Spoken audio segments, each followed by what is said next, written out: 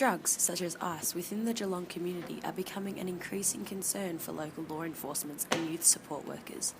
With access to drugs becoming easier through the use of websites such as Silk Road, teens are able to get hold of the extremely dangerous drugs and use them recreationally without a clue of the danger it can cause. I spoke to Shannon Taylor, a caseworker with the DHS Adolescent Protective Team, about how she sees drugs affecting the teens of Geelong. Is the average age of drug users decreasing because of access being so easy? I would think that there would be a link between easier access and younger age, especially in the age of technology when it is that group of young people, that cohort, that know how to use that kind of technology. And whilst to many older people, Facebook is so confusing, but for them that's their way of life, and to be able to jump on the internet and make a purchase is quite easy for them. So in your line of work, what are some of the hardest things that you see? Well, definitely in child protection you do see the hardest of the hard. So, it's 5% of the population that is involved with child protection at any time, is sort of the statistic. And the impact of drugs on, particularly young people is extremely difficult, and even sort of the intergenerational for me is probably the hardest thing, that it becomes the normal, that, the grandparents are using it, so the parents use it, and so then the young people, that's what's modelled to them from their parents.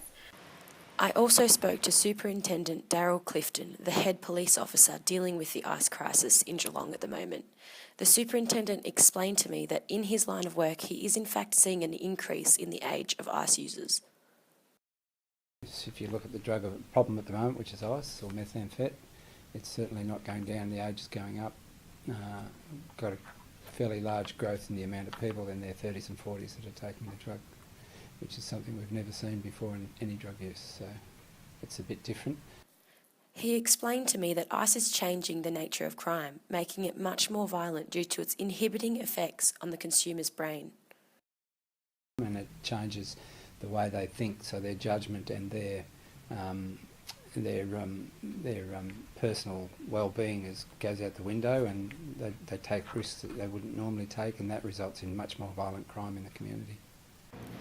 In terms of how the drug ice is affecting the community, both Shannon Taylor and Superintendent Clifton had very similar issues. It's responsible for a large amount of our volume crime in Geelong. There's a good regular estimate of what it's doing to our violent crime, and our volume crime is it's probably doubled it. So it's very difficult, and it's very difficult to deal with somebody that's on an ice bender, as we might call it. Drug and alcohol service, they can't keep up with the demand of people at the moment. And I think, the impact as well on the court system at the moment, we see just such an influx of criminal activity associated with drug and alcohol use. Particularly at the moment, this spike in ice in Geelong. There are more than one accounts of teenage death due to drugs bought from websites such as Silk Road and simply posted to their home addresses. This new accessibility has completely changed and affected the way in which drugs exist within this community. Laura Perrett reporting for Deakin University.